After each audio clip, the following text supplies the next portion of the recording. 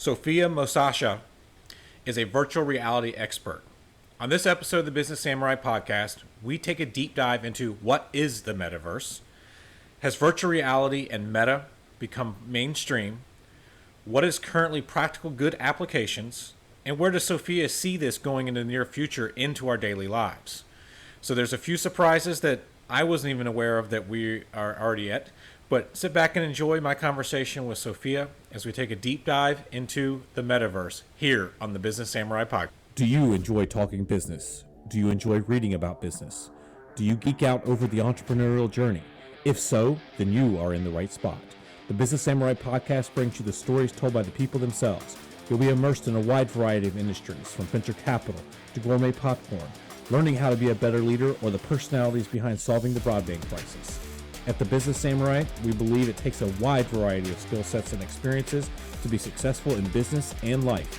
Our aim is to not only entertain, but educate, for you to recognize how successful tactics and motivations in one industry can help propel you forward in your own unique business. Sit back, enjoy, and welcome to the Business Samurai podcast.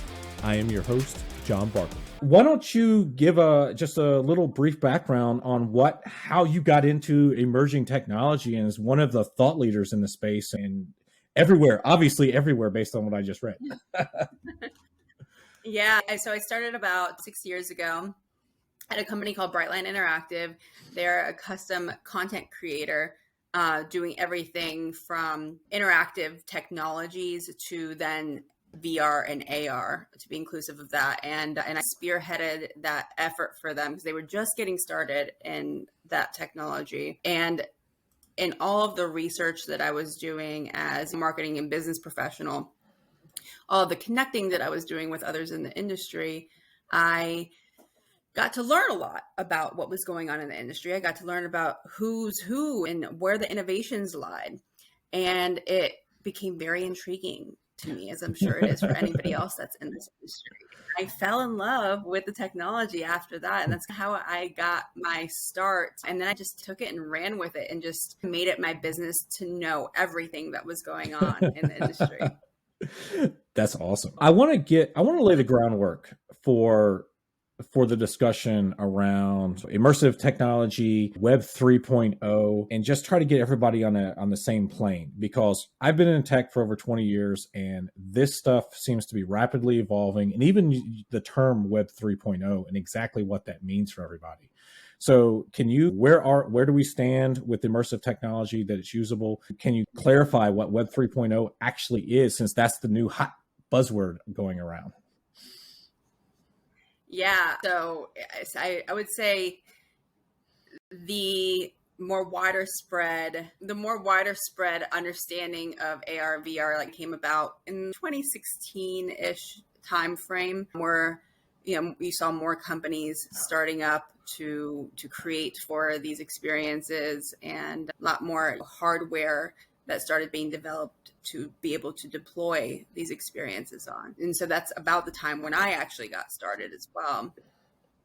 And where I see that we're at now with the technology is we do have a lot of adoption, but it primarily is with people that are gamers, people that are in the industry, such as myself and you, John, who just have a headset to experiment with, go into these different applications, go into these different social environments to really get an understanding of what we can do with the tech.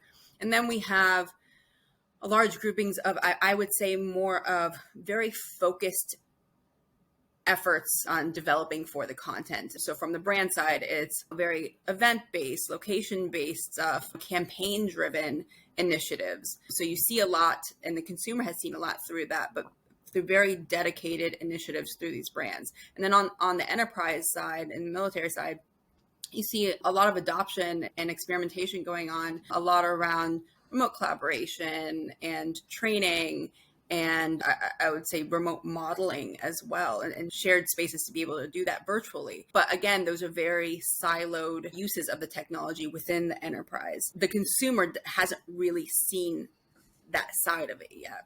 And so a lot of what people know and the broader perspective of AR, VR is that it's a gaming technology, which it is, but Sure. everything gamified makes things more fun to learn and educate on. So that's a key value proposition of the technology.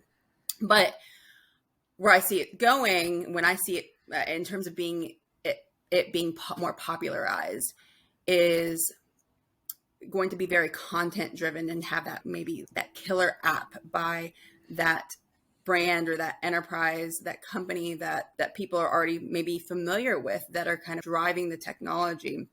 And it has to create some kind of value in people's lives beyond the novel aspect of the technology. I compare it to the early days of the smartphone, where for me, myself, I didn't get an iPhone until about 4 years after it came out, but I played with it prior to that. And I was on my friends' phones toying around with it, and it was cool, but I didn't connect with it in terms of having it drive that extra value in my life. There was content and applications that were being deployed for the sake of content. But nowadays we see applications that truly drive that value add in our lives, and we can't see ourselves without the smartphone. So I believe when the content kind of gets there to that point, and that we have that killer app that's going to drive consumer use across the board for using these technologies.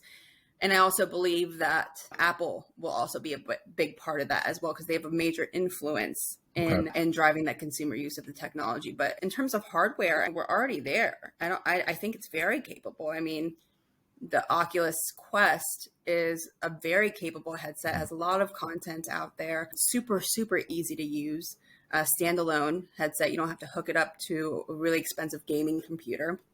It's $300, and that's already a fraction of what we're used to paying for our technology devices, our laptops and our computers. I think in terms of accessibility, it's already there. And a lot of the applications now, we're getting into web, a lot of the applications you can actually use on your mobile device, on your PC, and on your headset. So you have the option of... Are we going to have a headset connected to our phone? It started out with your phone going into D device, where you can view 360 content on your cell phone. That was like the early days. That's exactly how it started. And there are definitely great use cases for that as well. So I think in terms of hardware, like, we're there. It's just a matter of getting the investments from these larger enterprises to drive that content on these devices. That's going to get people to use it. I wanted to clarify, I think the term, because I'm even a little confused by the term, because we use augmented reality, AR, virtual reality, VR, and then the XR term. Is that just the fusion of the two, or is there more technology when you use the term XR, immersive technology? I would say, so XR, extended reality, or extended reality, okay. As military likes to put it, cross reality. I've learned. But I consider it just the overarching terminology for all these different augmentations of reality, mixed reality, augmented reality, virtual reality, and anything in between. So I just stick with either immersive technology or XR. And I don't know, it's not like I want to be a stickler on a definition, but I hear some terms, I'm like, I don't think that word means what you think it means, type of thing. And I'm like, how are they, what's this actually involve or include? Because I hear some of those things are interchangeable. But you mentioned some of the bigger brands being able to use this. And I had heard on a recent podcast you'd done with Tyler, you were talking about events like South by Southwest, some fashion clothing, Nike. Can you give us some stories, some examples that maybe you've seen out in, I'm going to use the term, in the wild, about how they're effectively using that and getting consumers to have a different experience? I'd say the most widely used use case for the consumers that's actually working is augmented reality for viewing items and furniture in somebody's home. Let's say IKEA, Wayfair, Amazon, even Google. You can even Google things right now, and Google has integrations into their search engine for augmented reality. And I think that's the most widely used, easily understandable, relatable use case that is actually driving revenue, because now people can see at scale what those items will look like in their home. And so it just overcomes that one barrier of the what ifs and the possibilities and the being unsure of a big purchase like that's then again hard to return. You're also seeing that in the makeup industry as well.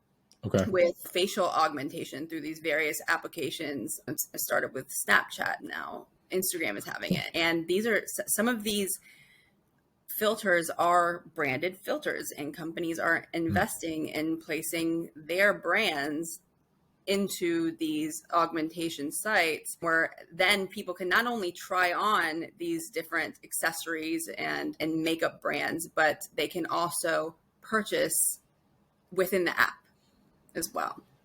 So we're seeing a lot of that. One of the other things, I don't know, did you get a chance to see Lex Friedman's interview with Mark Zuckerberg that he did? Actually, I was during that time. I've went back.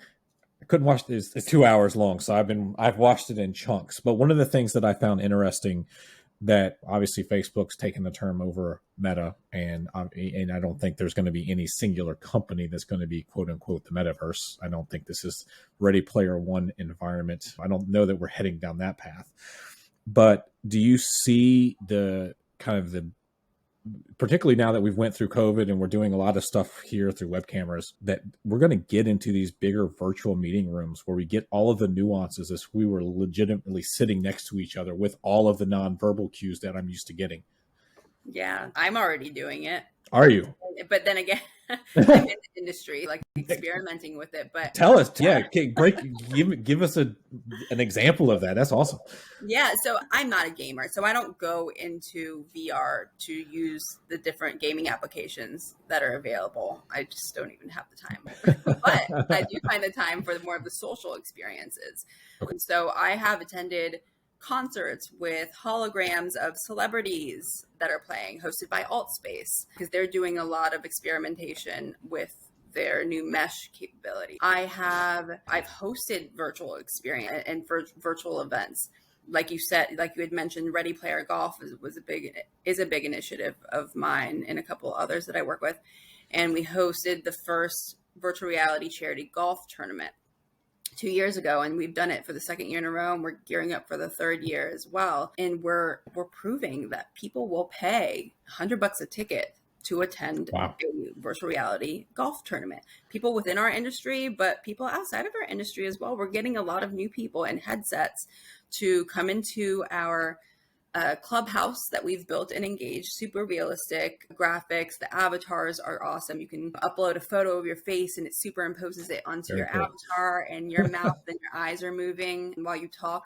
So that experience is awesome. But that's the clubhouse part. And we've actually perfected being able to portal from that app and engage to another Oculus app called Golf Plus, where people are portaled to their matches with the teams that they've selected. I love the interportability between apps and between worlds. I think this is a great kind of starter use case for what we want to become the metaverse, being able to freely be able to do that.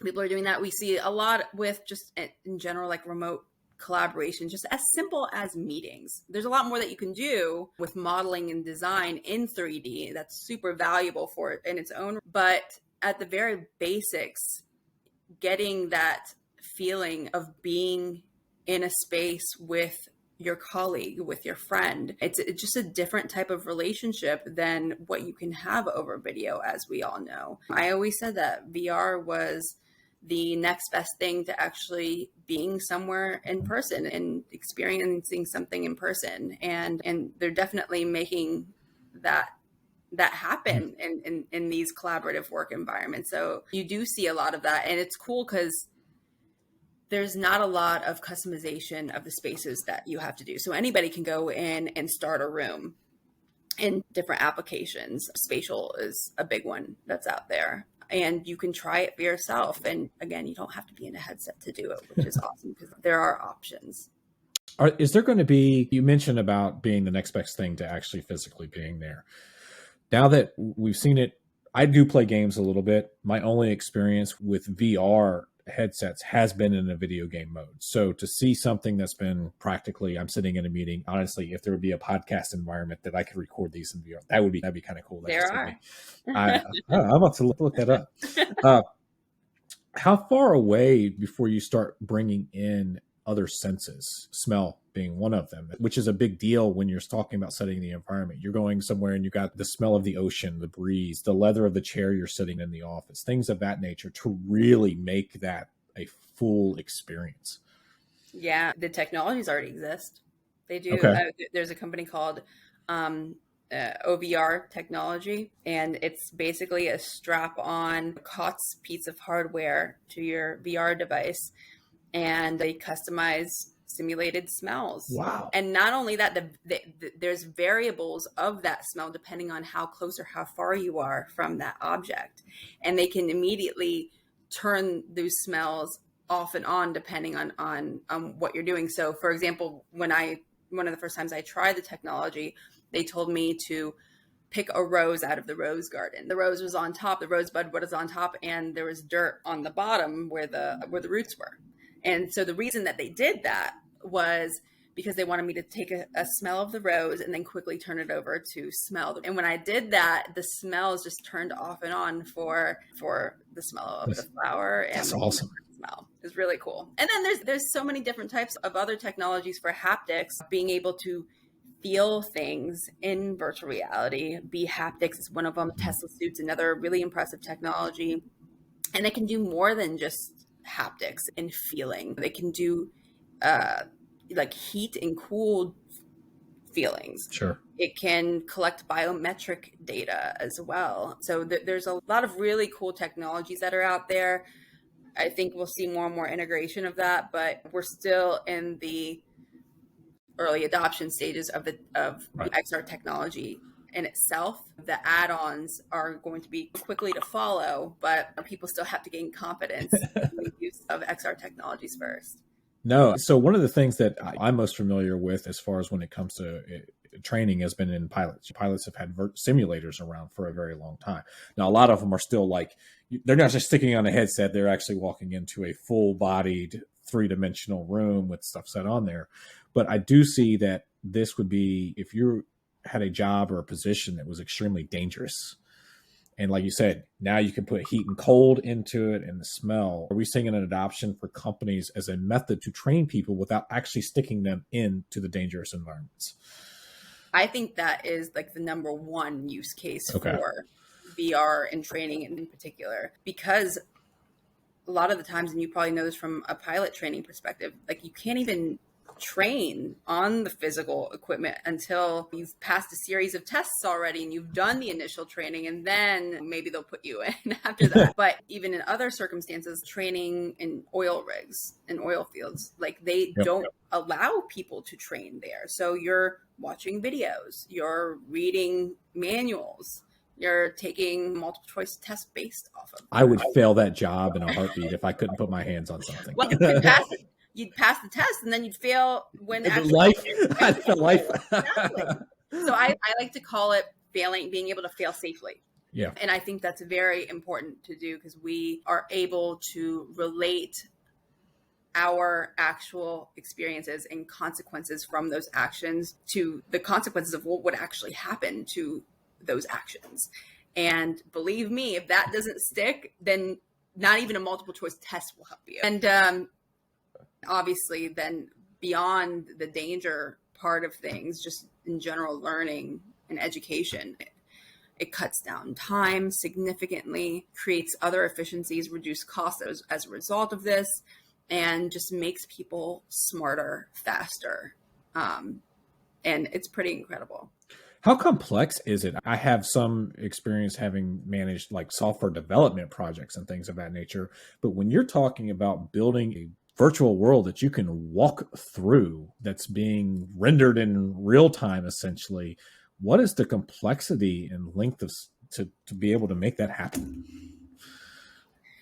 I mean, it's without being too technical. Yeah, it's getting easier.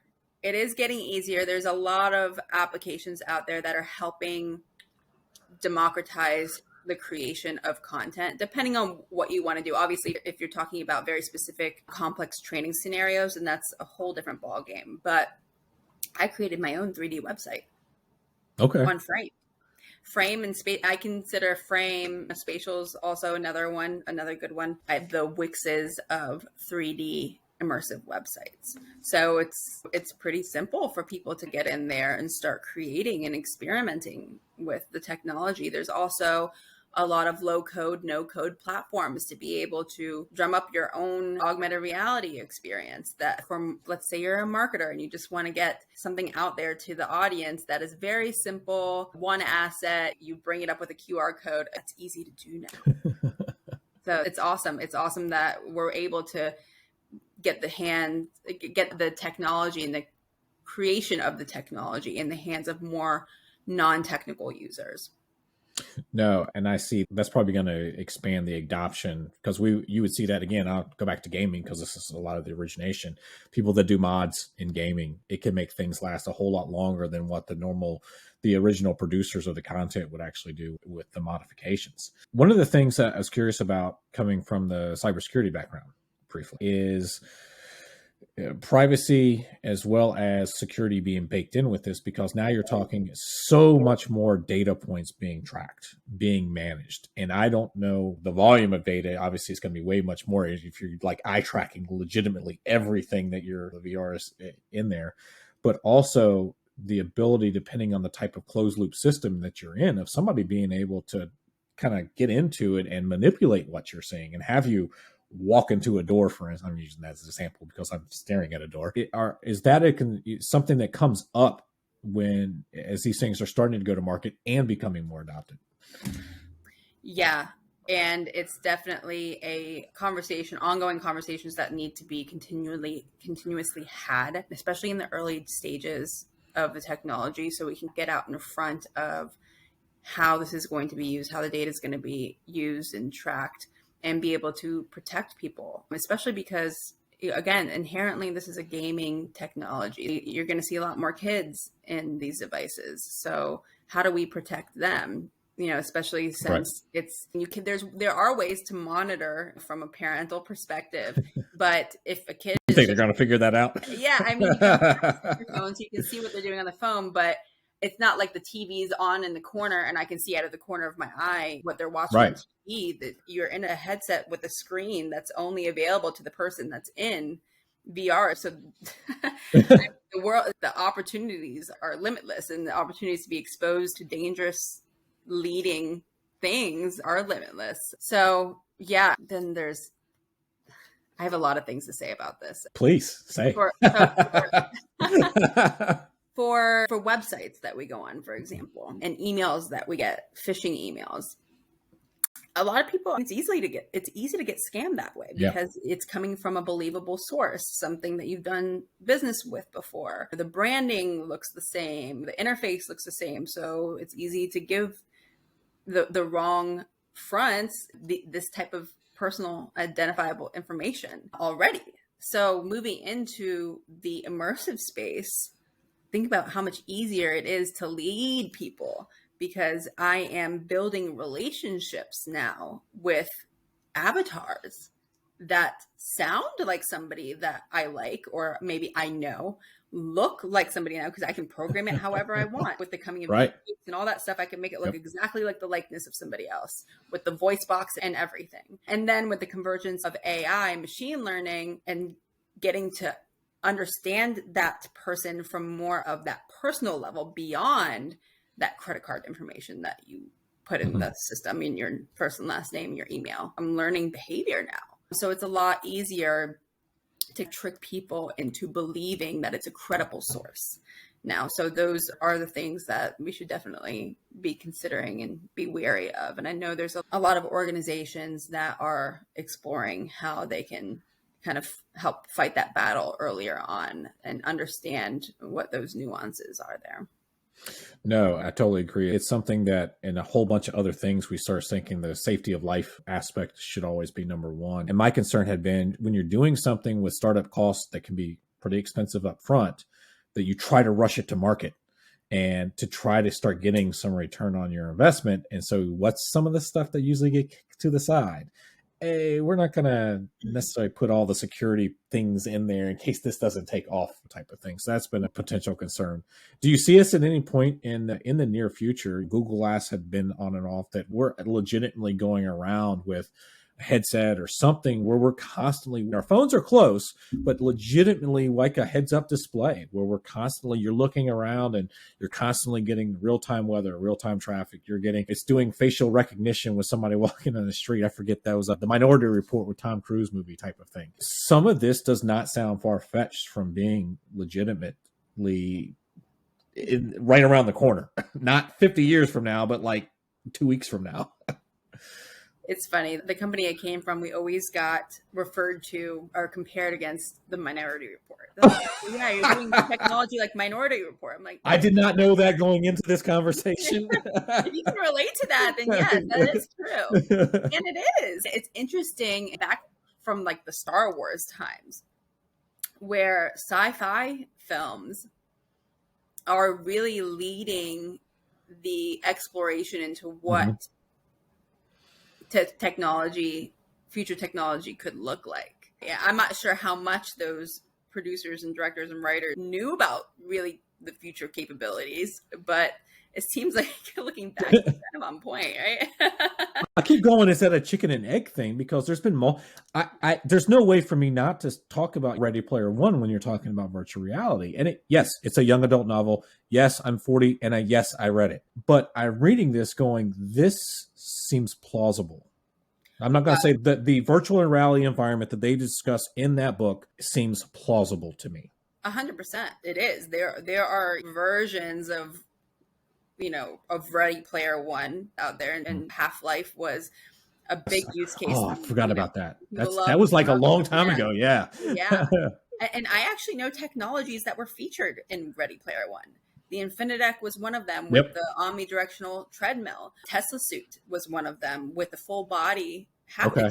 I mean, those technologies already existed and were featured in the film. So yes, that's where it could go. And it's super interesting, super cool. And people are finding kind of social validity now in having these virtual presences. So I think that we're moving into an era where there is an importance now. There always was now with the coming of social media and things like that, where our digital presence is becoming of more importance now, moving into these 3D immersive virtual presences now as well. And that's where, like, getting into the topic of the metaverse, I always said the definitions around the metaverse are very ambiguous and people have many definitions from it. And I'm certainly not the one to give you the official definition. Give me your definition. Yeah. We're all kind of making it up as we go. Make one now. And I think that it maybe starts from this industry, from the XR industry, educating people about it. But I think that it's going to be the combination of the XR industry leaders, brand leaders, the early stage adopters on the consumer side of things that are going to simultaneously drive what the metaverse will actually become. But people see it as a place or a series of places of connected virtual worlds, let's say, that are interoperable. You can move freely between those worlds, like I described in the Ready Player Golf scenario, and a lot of what I've done in a WebXR actually, and being able to have persistency from one place to another. So I am my likeness, I carry my likeness and maybe things attached to my likeness, my different badges or NFTs that I've purchased in one platform. I'm being able to then travel with that to various other worlds or platforms. But I also say that I think the metaverse perhaps is not a place or a series of places, but a place or a moment in time where we start to value our virtual identities, maybe somewhat over our physical identities. And, in that sense, that could mean social media on 2D devices. That could mean virtual worlds and your virtual presences as well. That could carry over to this buzz on NFTs and the and the importance of having being a part of specific clubs regarding the NFTs. I want to stay off of NFTs for yeah. we're going to have to have another one on NFTs. Yeah, absolutely. Yeah. But yeah, so I don't know where this question was going, but yeah, I definitely think that we are coming into that place. And I actually just experienced it for myself. I had my own aha moment over New Year's. I was going to ask about this. Yeah. So tell the story, because I want to hear details on it. Okay. I heard this. You only talked about it for about 10 seconds on your podcast. I want the longer version. Over the past 2 years, all of us have learned to develop relationships with people in a variety of capacities. A lot of mine were over Zoom and in virtual spaces. Sure. A lot of people which I haven't even met in real life. Thankfully, I have met you in real life. So that's awesome. It's a treat. But so I've developed all these friends and different people in my network. And I was invited to a New Year's party, physical New Year's party with my friends. You have to start using the term physical and virtual I know, parties in real life. IRL is another acronym there that we use. And the physical parties and events are few and far between nowadays. So I was super excited to be able to go to something in real life. And I was at my friend's house and I brought my VR headset with me.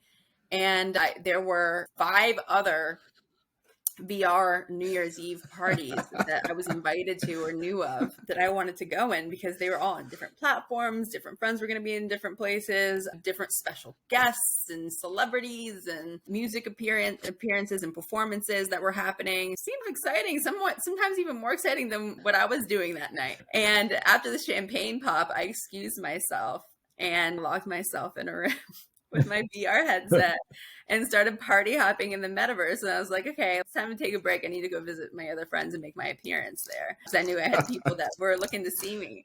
And so I brought out my VR headset, and then I had people like kind of looking for me over the course of the next 30 minutes or so. They open the door and they see me in a room by myself with my headset. And I'm like, okay, so I'm actually invited. That's when it dawned on me. I was actually invited to an in-person event, but I still brought along a big VR headset. I had to bring a big purse to even fit it with me. It's not like I could bring my small cell phone. I brought my VR headset with me just so I could take a break and meet my other friends in virtual reality during that party. So they didn't open up the door and find you like dancing and drinking it with the headset on your head going, what are you doing? Pretty much. I offered them to go in, but they didn't seem as interested. But again, that's when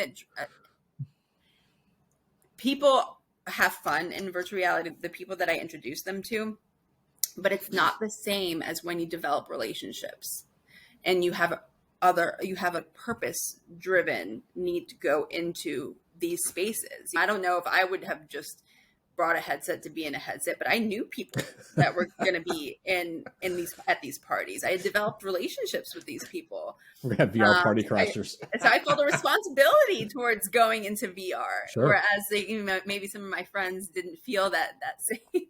So how well did that go over when they opened the door and they're like, Sophia, what are you doing? We're in this room? Yeah. Or did they just shut the door and go, that's her, just leave her alone? It just confirmed my nerdiness, my weirdness to them. They totally understood it. They know I live in VR anyways. A lot of my friends have also bought the headset because I have one as well. And I try to introduce them to the same applications that sure. I like, the different events that I'm hosting or a part of. I find it hard to demo VR to people, just because there are some good applications, but Beat Saber is fun. It's the most popular VR game on the market, but it's not something that I want to. It depends who I'm demoing it to. It sure. has to be the appropriate audience. So if I'm bringing a VR headset to a more maybe sophisticated audience, or maybe even like potential clients and those types of things, I find it hard to find great demos that are out there unless a company that I happen to be working with and I have access to content I can bring up a demo that's been custom made, because often the graphics are just higher fidelity. It's, again, more purpose driven rather than just seeing a VR environment, like a gamified VR environment. It's more serious focused, I would say, as well. So I find it hard to find demos that are open to the market to demonstrate. But Google Earth is also a really good one just to show scalability Yeah, of, I guess I didn't even think about that one. Yeah. different perspectives, yeah, and views of the world. Yeah. No, that's awesome. I think there needs to be a standing party room that's 24/7 that you use for a demo for pretty much every environment. Just Yeah. as that's always going to be the icing on the cake selling point. And hey, when you're done with your work, walk into the party room. That's right. I actually, so a part of this Ready Player Golf initiative, we host these monthly meetups in our clubhouse where it's more casual get-togethers between industry professionals.